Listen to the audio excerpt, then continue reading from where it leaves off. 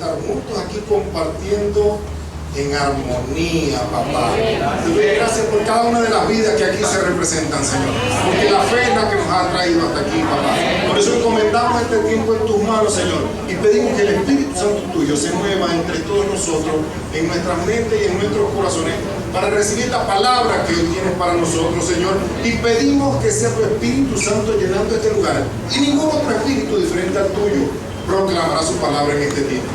Nos bendecimos en el nombre precioso de Jesús. Atento a nuestro oído. Amén. Amén. Pueden tomar asiento. Hoy pasaron unas cuantas cosas raras. Ahora sí se escucha de hombre, ¿no?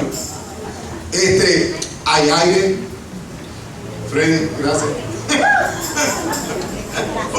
Hoy vino Michael como un muñequito de torta de matrimonio.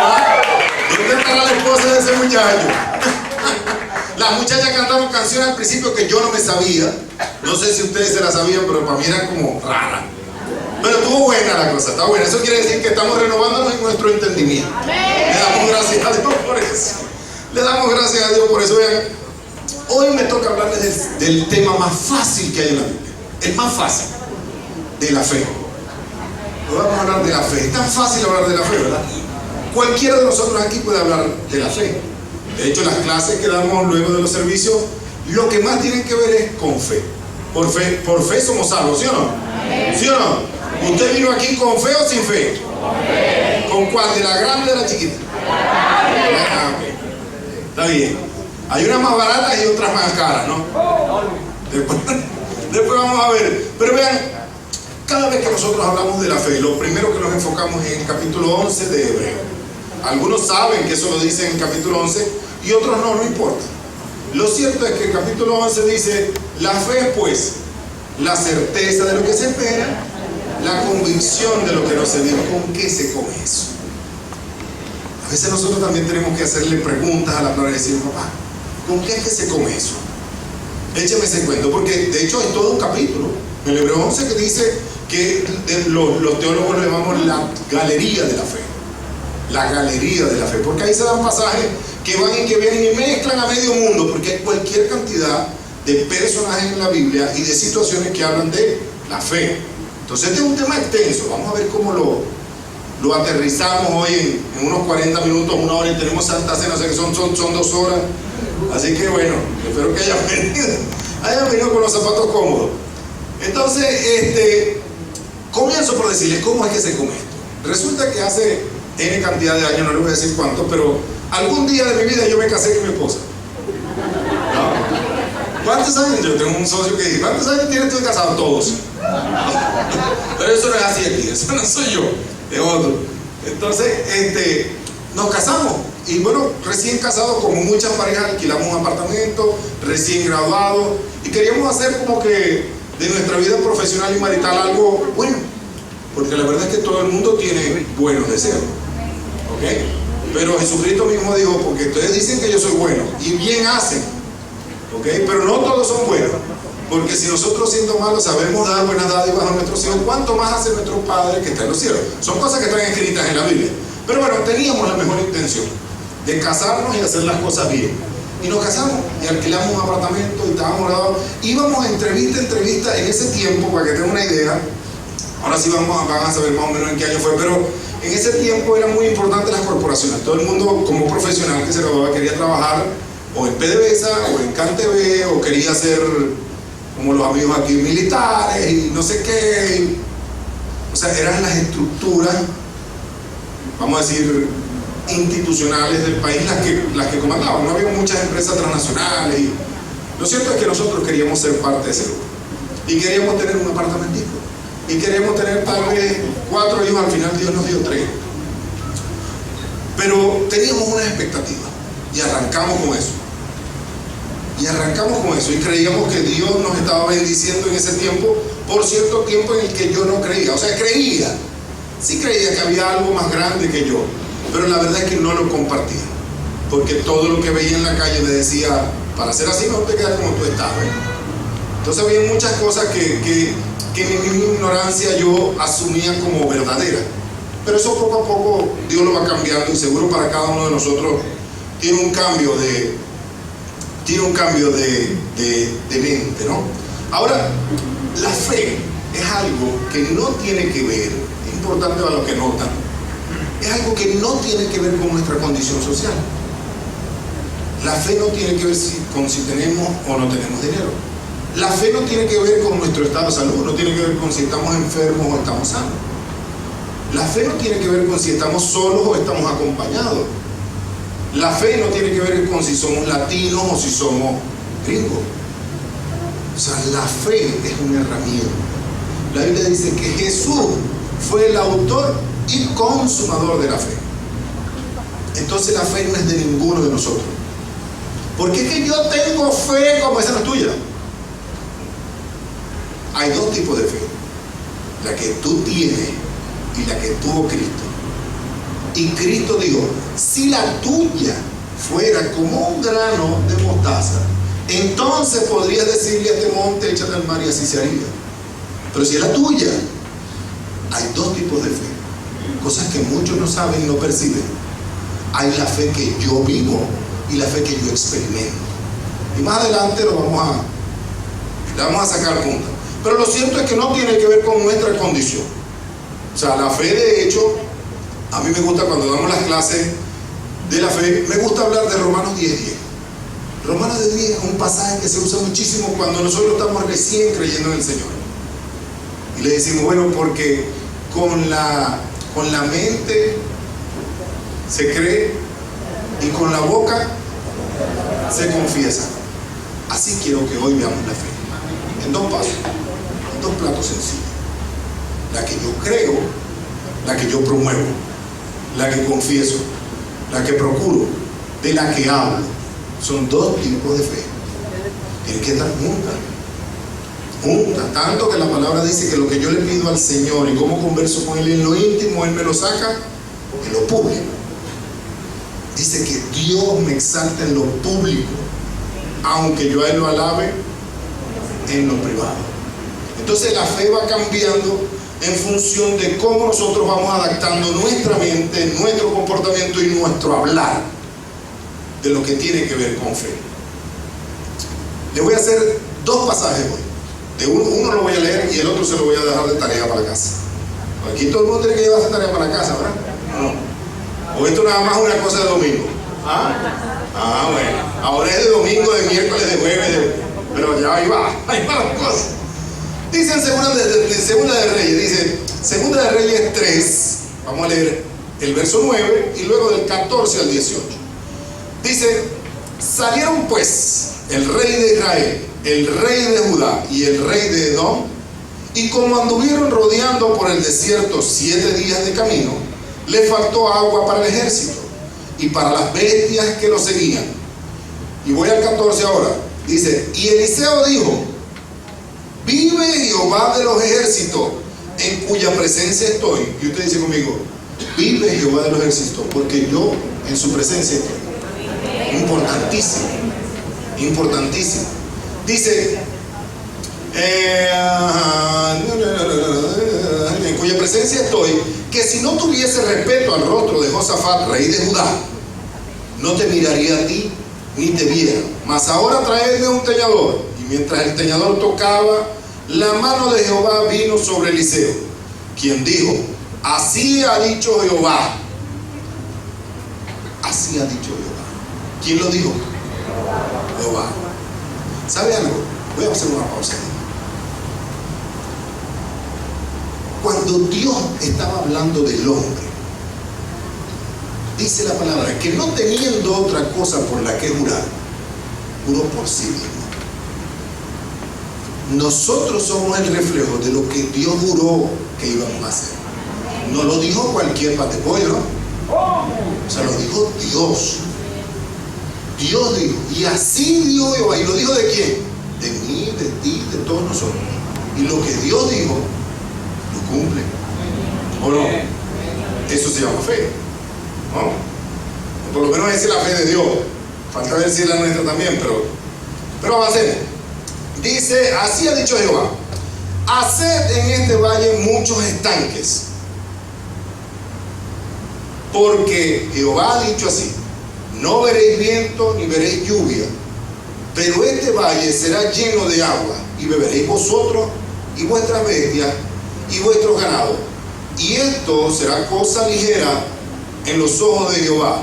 Diga conmigo, lo que Dios hace conmigo va a ser ligero a mis ojos. Y se entregará también a los moabitas en vuestras manos. Esta es una vez más otra referencia de, como le digo yo a mi ahijada de aquí, la Biblia está escrita en maracuyo, ¿verdad? ¿O no? ¿Tienen duda? ¿No tienen duda? ¿Se lo vuelvo a leer? Dice, no veréis viento, ni veréis lluvia, pero este valle será lleno de agua, y beberéis vosotros, y vuestra bestia, y vuestro ganado. Aleluya. Estas son las palabras que a mí me gustan. Vean algo. Dice la palabra que Dios les dice, ¿saben que ustedes llegaron aquí viniendo por agua? Usted y yo muchas veces nos acercamos al Señor pidiendo agua porque tenemos sed, porque tenemos una necesidad. Pero el Señor nos dice, está bien, comienza a cavar tus propios estanques. Y se imagina, muchos de nosotros vivimos en un apartamento. Ahora, ¿cómo hacemos para empezar? Para empezar a abrir una zanja. O en mi casa, el vecino que me ve con un pico y una pala sacando y abriendo. No es que ahí tenemos a Ronald que nos va a ayudar. Pero, ¿te imaginas? Cualquiera va a pensar que estamos locos. Dentro de ese contexto, en ese valle no había llovido nunca. Y Dios le dice, no importa que no veas viento, cuando tú ves un ventarrón y ves la nubosidad y no sé qué, dice, va a llover. Pero Dios le dice, no importa que no vean nada, cabe en su sangre, cabe en su sangre. El mensaje de hoy yo mismo lo titulé, cava tu sangre. ¿Para qué vas a cavar la zanja? La vas a cavar para que no se te escape la bendición. Imagínense que los tipos hubiesen empezado a hacer la zanja cuando empezó a llover. Lo más probable es que no recogieran nada. Entonces no sé cuál es la situación que cada uno vive, pero seguro la vive. Por eso nos reunimos, por eso nos juntamos, por eso compartimos de lo que Dios nos ha dado, porque todos tenemos una necesidad. Pero Dios nos dice, cava tu zanja, prepárate. O sea, si tú crees que viene, tienes que prepararte. Si tú tienes duda, ¿cuál es el enemigo de la fe? Es la duda. Si tú tienes duda, no vas a hacer nada. De hecho, hay gente que arranca y se regresa. Y dice Santiago que el hombre de doble ánimo es como las olas del mar, que va y viene y no llega a ningún lado. Así que si usted le va a echar, vamos a echar. Vamos a lanzarnos creyendo que Dios nos llamó. Creyendo que Dios nos llamó. ¿Sabe por qué? Porque hay, dentro de lo que estamos hablando de los dos tipos de fe, esta es la fe que nosotros vivimos, la que vivimos solitos, como la que vivió Abraham. Abraham le creyó a Dios y le fue contado por justicia, dice la palabra, y forma parte de esa galería que está en Hebreos 11. Y así vino después Jacob, y dice que luchando con el ángel le dijo, no, hasta que no me bendiga, no te suelto. Y así hay vez tras vez cualquier cantidad de ejemplos de fe. ¿Sabía usted que en ese mismo capítulo 11 de Hebreos hay hasta prostitutas? En el linaje de Jesús, lo creamos o no lo creamos, o lo queramos creer o no lo queramos creer, hasta una prostituta hubo. Y todos fueron héroes de la fe. Sansón, ¿usted ha escuchado alguna vez una prédica de Sansón? Nunca. Y una buena, más nunca. ¿Por qué? Bueno, porque tuvo sus fallas como hombre. Sí tenía el espíritu de Dios, pero tuvo sus fallas como hombre. Aún así, Dios lo reclasificó y le dijo, tú también vas a entrar. Así que no importa cuántos defectos y cuántos errores hayamos cometido nosotros, Dios nos dice, nosotros también vamos a entrar. No lo creo. No lo creo. Con mis defectos y mis virtudes, mis defectos y mis defectos, dirían mi cosa. Entonces, pero hay una fe más grande, como la fe, por ejemplo, cuando Jesús tiene el encuentro con sus discípulos y los discípulos descienden por un techo a un paralítico, y dice la Biblia que Dios, Jesús, hizo el milagro por la fe de los amigos. O sea, porque es que la fe es para compartir. ¿Cuál es el concepto de vanidad? Lo he dicho en más de una clase de la discipulados que tenemos. ¿Cuál es el concepto de vanidad? Tal vez para los que menos nos han seguido. El concepto de vanidad es tener algo y no usarlo. Tener algo y no usarlo. Ese es el concepto de vanidad. O sea, si yo tengo en mi casa 4 vehículos y solo manejamos 2, los otros 2 son vanidad. Si yo tengo una fe que Dios me ha dado, yo me jacto de decir que es un poquito más grande que un grano de mostaza, entonces ¿para qué? Para mí solo. No tiene como mucho sentido, ¿no?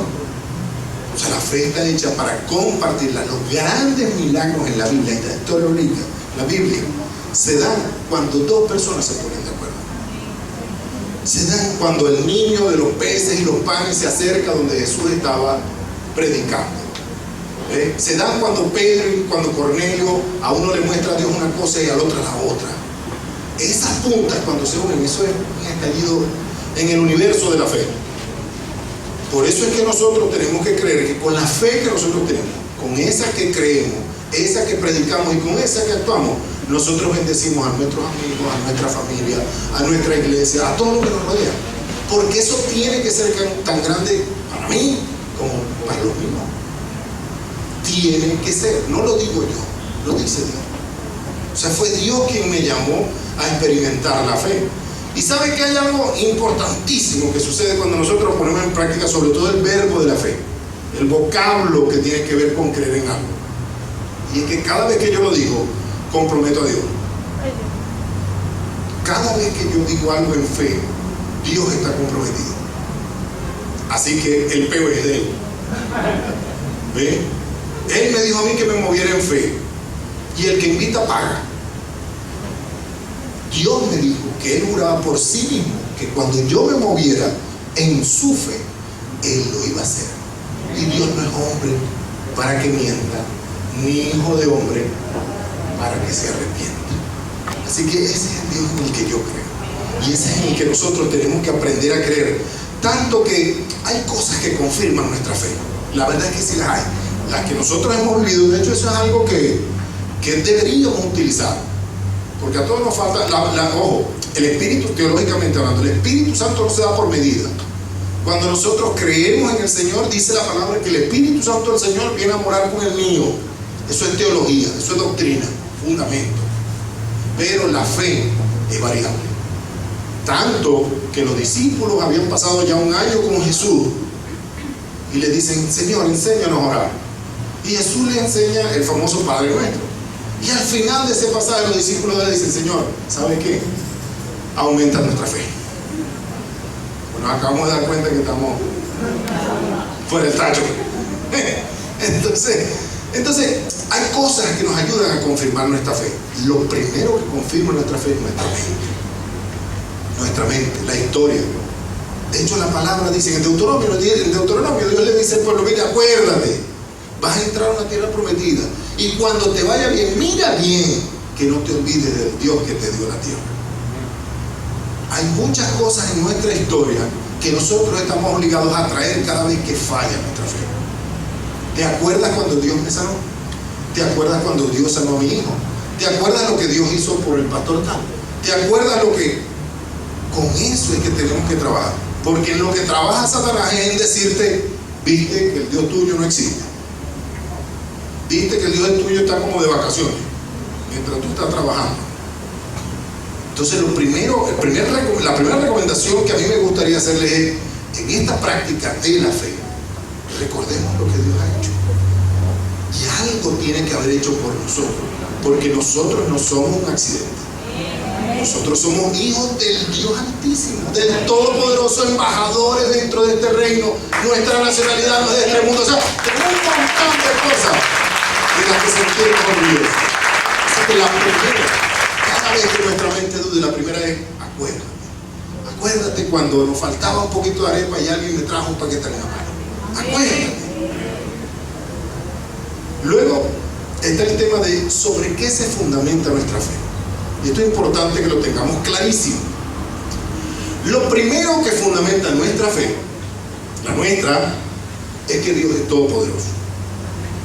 Y todos decimos, Dios es Señor, y Rey de Reyes, y es todopoderoso, pero a veces se nos olvida.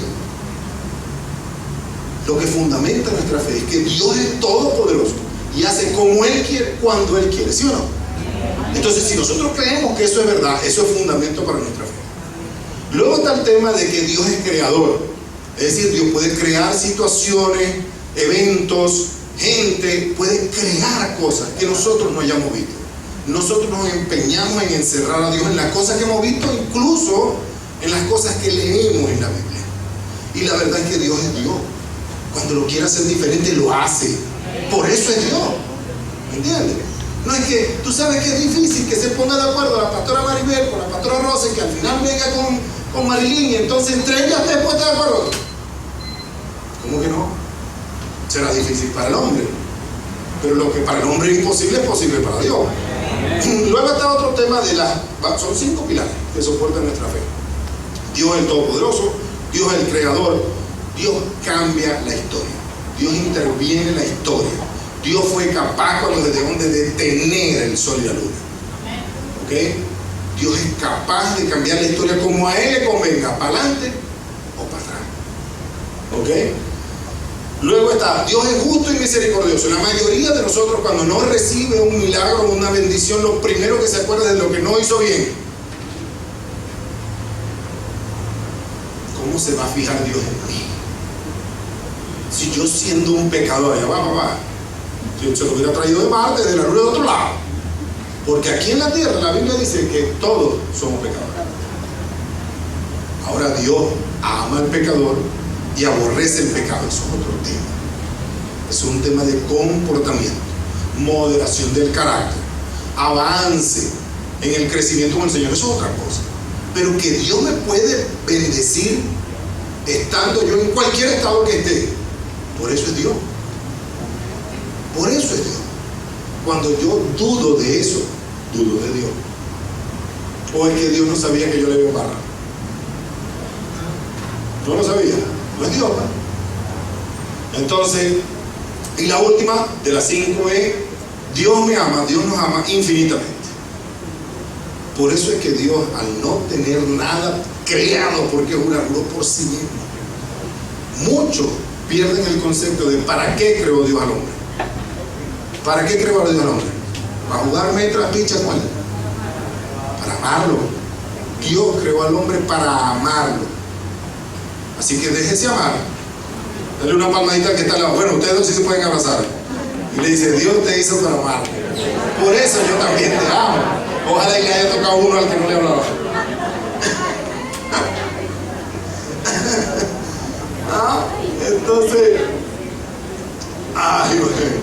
Entonces, bueno, una de las cosas que nos enseña también la historia que acabamos de leer es amanecer al grego. Amanecer al grego. ¿Qué dijeron los tipos? ¿Qué dijeron? Vamos a poner a acabar mientras aquel trae la lluvia. Entonces amanecerá y veremos. La verdad es que eso ayuda a la fe. Eso ayuda a la fe. Porque muchas veces yo trato de ayudar a Dios. Y ayudando a Dios lo que hago es cometer un error. ¿Sabía usted que en la naturaleza hay unos cuantos ejemplos de eso? Por ejemplo, uno que hace años escuché era, si tú ves las orugas hacen una especie de saco, ¿ok? Pero si tú ese saco lo rompes sabiendo que de ahí va a salir una mariposa, se muere. Entonces hay que darle el tiempo. El tiempo de Dios es el que es perfecto. Es el tiempo en el que Dios nos llamó. Pero mientras eso sucede, nosotros seguimos cavando. Nosotros seguimos cavando, seguimos trabajando en lo que Dios nos trae a hacer. Esta mañana hablaba con alguien que confirmaba, como todas las palabras de Dios. Me decía: no me tocó el trabajo que más quería, pero me tocó un trabajo. Y yo le voy a echar pichón, porque cuando Dios me vea que estoy haciendo ese trabajo, seguro me va a traer el otro. No lo digo yo.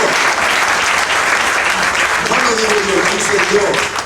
Usted está esperando que Dios le traiga un trabajo, agarre el que le están poniendo delante. Porque la bendición de Dios no añade tristeza. Agarre. Usted está esperando hacer una panadería, agarre los moldes que pudo comprar. Usted está esperando hacer el taxi, agarre el carro que le dieron para alquilar. Agárrelo. Porque mientras no hay ni una historia en la Biblia, ni una. La podemos leer cuando ustedes quieran. Ni una historia en la Biblia donde Dios llamó vagos. Ni una. En todas el hombre estaba haciendo algo. ¿Ok? Entonces, la otra enseñanza que nosotros podemos ver es la buena disposición. O sea, la gente se puso a trabajar, y Dios estaba juntando por ahí unos reyes, tal vez uno era mejor que los otros dos, pero lo cierto es que Dios los juntó y los tenía trabajando. En ese esquema de trabajo, ellos tenían la confianza de que algo iba a pasar. Es una canción un poco más nueva que la que cantaban esta mañana. Un poquito. Es algo bueno viene. Esa sí es más nueva, ¿no? Esa sí es de la época mía. Entonces, tenga la confianza en que usted está trabajando, está echando para adelante, está echándole pichón a lo que le toca hacer al diario vivir. Y algo Dios hará. Amén. No lo digo yo, es su promesa. Amén. Es su promesa. Entonces nadie sabe qué cara tiene el Señor hasta que lo experimenta. Dice el Salmo, 2 Samuel 22:31, escribe Samuel algo que a mí siempre me ha gustado. Dice, el camino de Dios es perfecto, la promesa del Señor es digna de confianza. Dios prometió con cada uno de nosotros. Cada uno de nosotros que nació y existe, Dios tiene una promesa con él. Dios ya lo prometió. A veces toca preguntarle, Señor, muéstrame. Es que aunque nosotros logremos ver la promesa de Dios, no vemos su alcance. No lo vemos. El pueblo de Israel y los que estaban juntos en ese momento estaban buscando para saciar su sed, solamente para eso. Y resulta que Dios le dice, si fuera poco esto, también te voy a dar la derrota de los moabitas. Porque es que Dios siempre supera nuestras expectativas. Siempre. No, siempre. Porque nuestra mente es finita y la de Él es infinita. Seguro estamos viviendo algunas situaciones que son difíciles para nosotros, pero Dios nos dice, lo que tú estás viviendo es difícil, es niebla delante de eso. Es nada. Nosotros como proyecto de iglesia hemos tratado y nos hemos puesto de acuerdo para hacer mensajes fáciles, digeribles, frescos, que llamen a la atención de la gente que somos imperfectas. Todos somos imperfectos, pero estamos buscando al Señor de la manera más cercana que tenemos, de la manera que podemos entender, y eso es normal, Dios lo sabe. Le pedimos a la gente, si usted está comenzando en este proyecto con nosotros, quédese un año. En un año tiene que ser capaz de aprender a manejar las escrituras, de entender lo que Dios quiere decirnos a cada uno de nosotros, de llevarlo a su justa práctica, no queriendo ser más papa que el papa, como dicen por ahí, dejando la religiosidad, cambiando la religiosidad por la relación. Eso es lo que nosotros buscamos como proyecto de iglesia, que Dios nos consiga activos. Voy a relatarle no está la hoja, es que me dejaron a mi esposa por allá atrás, que es la que me va haciendo señas. Vamos bien, quedamos. No sé si 28 son los que quedan o son los que faltan. Bueno, me contaron en estos días, escuché una historia que me conmovió bastante. Dicen que un niño una vez le dice a su mamá, mamá, yo quiero conocer a Dios y me voy al mundo a conocer a Dios. El chamo tenía 5 años. Me voy al mundo a conocer a mi mamá. Y este loco con no tiene ni para pasar. Entonces, me voy al mundo y me voy. Ajá, bueno, yo está bien, pero no te vas a ir así nomás. ¿Con qué? No, me voy con la lonchera. Ajá, ¿y qué le vas a meter a la lonchera? Me voy a llevar un six pack de los Yuki Pack. Ok, six pack. Y mete a la mamá. El chavito sale a caminar y cansado de caminar, apenas había caminado 3 cuadras. Había caminado 3 cuadras y llega a un parque. Y en el parque le llama la atención que hay unas palomas comiendo y había una anciana que las alimentaba, ¿no? Y el chamo llega cansado y se aplasta a conversar con la anciana. Bueno, sí, no sé qué, y no sé qué más. ¿Y usted qué hace? Bueno, yo aquí alimento a las no sé qué. Quiere comprar, y comparten el jugo y no sé qué. Ya por la tarde el chamito cansado dice, me voy de regreso, voy a mi casa. No, sí, estoy lejísimo ese yo. Entonces, bueno, mijo, muchas gracias, compartí muchísimo contigo, qué rico haberte conocido, no sé qué. Dice que el chamito va y abraza a la anciana. Y salieron los dos súper contentos de ahí. El chamo llega a su casa, le dice, mamá, conocía a Dios. Primera mujer, bueno, es más viejo de lo que yo pensaba, pero tenía una sonrisa que yo jamás había visto. Me conquistó con su sonrisa.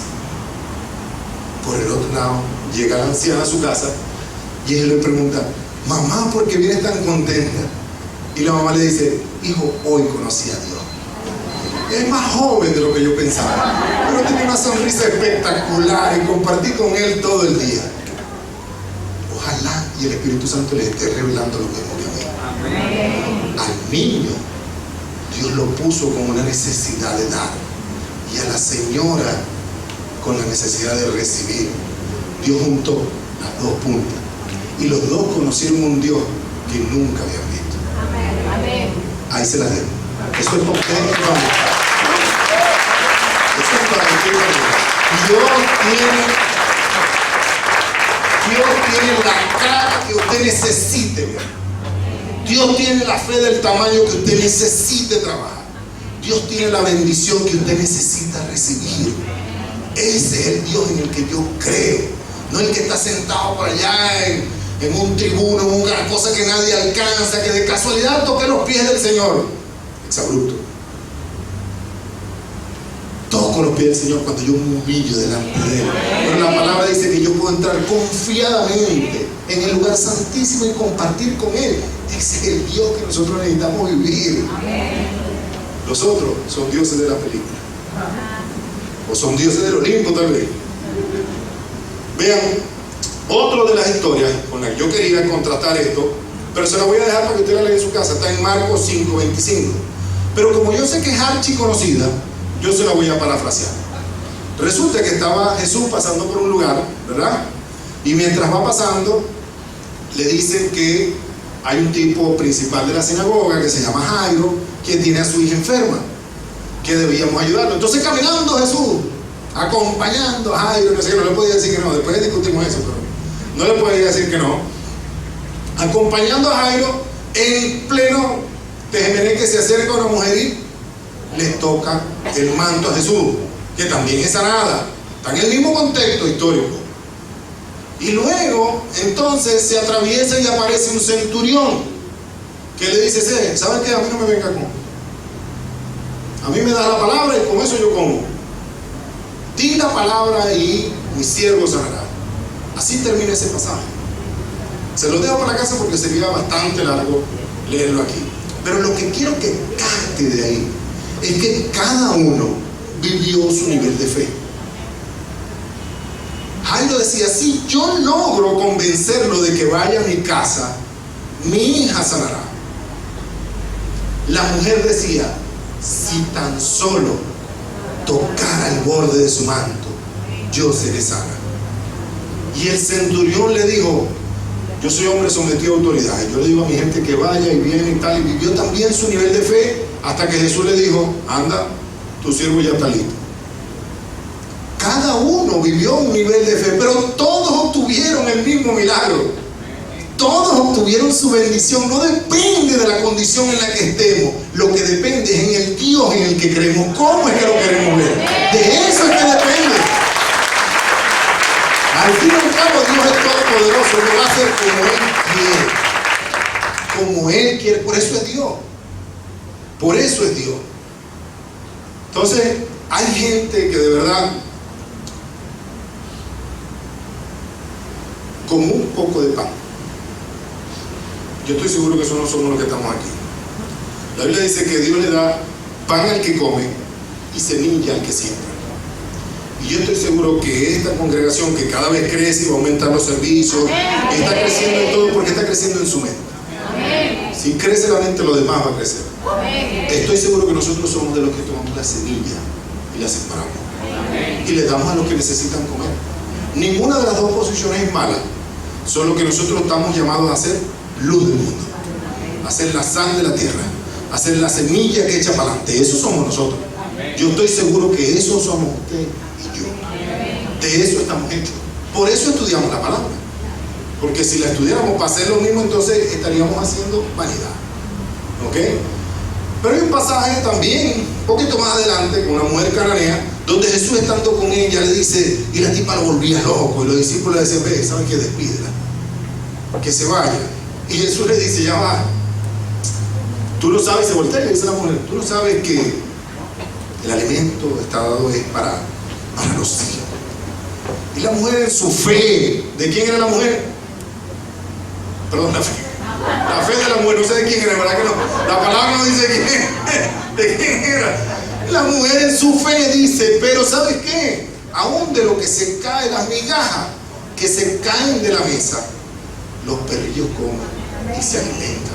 O sea que entre otras cosas, Jesús le dijo perra o perrilla, pero se lo digo. Y la mujer le responde de esa manera y Jesús le dice, no, te ha ganado tu fe, te ha ganado tu milagro. Amén. Te ganaste tu milagro. Hay muchísima gente que no está aquí, y para eso es que estamos trabajando, que con un pan completo no hacen lo que hace cualquiera de nosotros con una migaja. Yo lo felicito porque está aquí.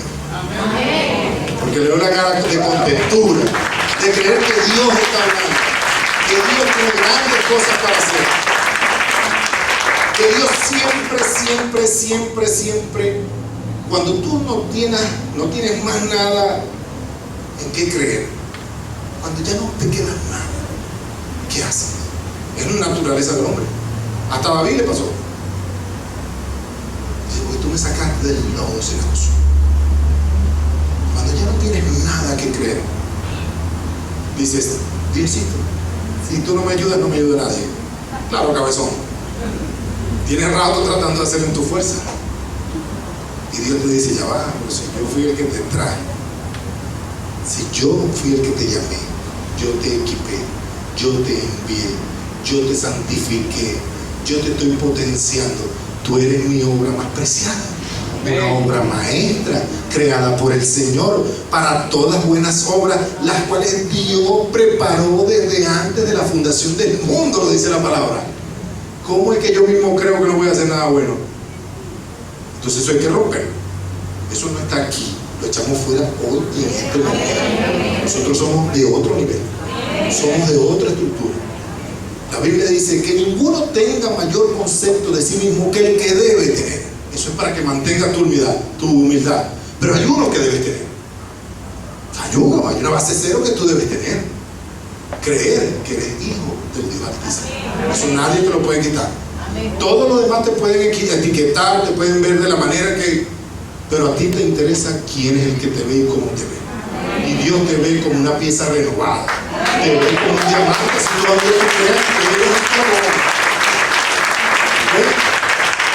Entonces, les vuelvo a traer el evangelio del principio, donde nosotros recién casados le decíamos al Señor, Señor, bueno, estamos prestos. Ni le decíamos, en realidad le decía a ella, yo no. Pero, y avanzamos, y así fue pasando nuestra vida. Dios nunca quiso que nos empleáramos en una corporación. Dios nos quería empresarios. Dios nos quería en otro nivel.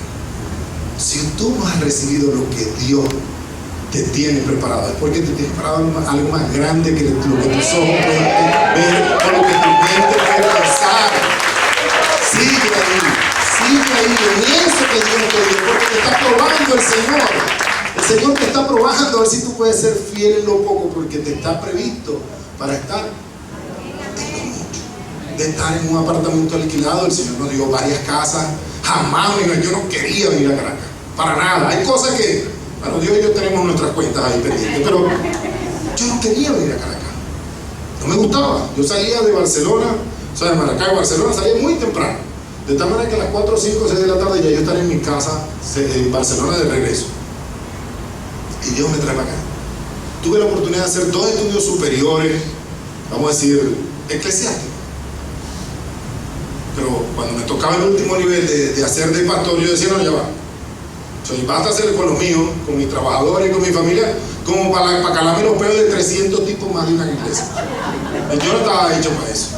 Y el Señor me trajo, y por culpa de Maribel.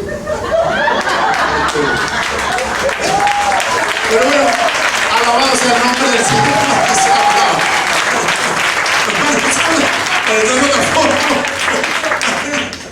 Tampoco lo hemos conversado un montón de veces. Pero bueno, Dios nos trajo con un propósito, que se haga su voluntad. Seguro es agradable y es perfecto. Eso dice la palabra. Quiero que se levante porque hay dos pasajes que quiero. Ya los muchachos de adoración vengan para que me ayuden. No sé cuánto espacio nos va a dar aquí adelante, pero quiero que se acerquen todito, lo más posible para acá. Pastores, líderes, servidores, no sé qué. Hoy no quiero a nadie uniendo a nadie, porque el Espíritu del Señor que está aquí en mí. Quiero orar por ustedes.